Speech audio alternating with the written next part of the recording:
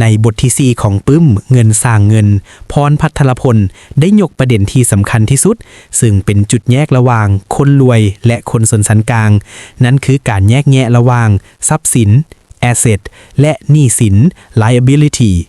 นี่คือ10ข้อสำคัญที่จะเปลี่ยนวิธีการซื้อของเจ้าไปตลอดกาล10ข้อสำคัญ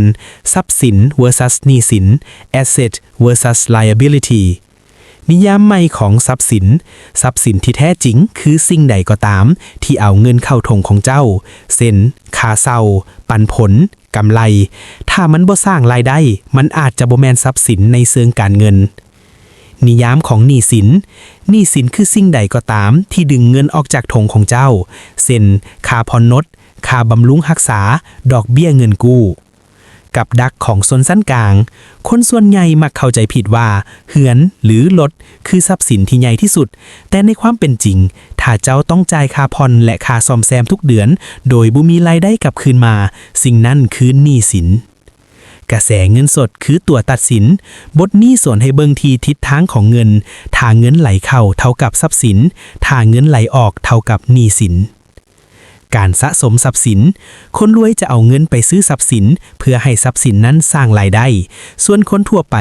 มักเอาเงินไปซื้อสิ่งของที่เบิ่งคือรวยแต่จริงๆแล้วมันคือหนี้สินหนี้ดี versus หนี้เสีย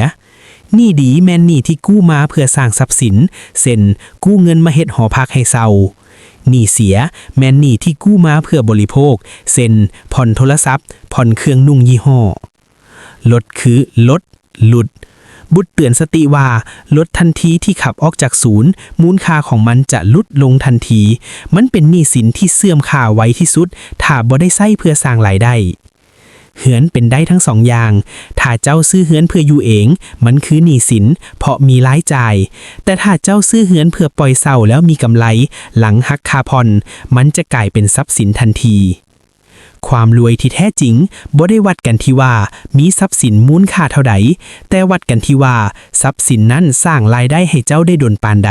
โดยที่เจ้าบ่ต้องเฮ็ดเวียกจงซื้อความสุขด้วยกำไรพ่อแนะนำว่าถ้าอยากได้ของฟุ่มเฟือยคือหนี้สินอย่าใช้เงินเดือนซื้อแต่ให้เอาเงินเดือนไปลงทุนในทรัพย์สินก่อนแล้วเอากำไรจากทรัพย์สินนั้นมาซื้อของที่อยากได้คำคมประจำบุตรอย่าฟ้าวเฮ็ดตัวให้เบิ่งคือรวยด้วยการสะสมหนี้สินแต่จงอดทนสร้างทรัพย์สินเพื่อให้มันเลี้ยงชีวิตเจ้าอย่างยั่งยืน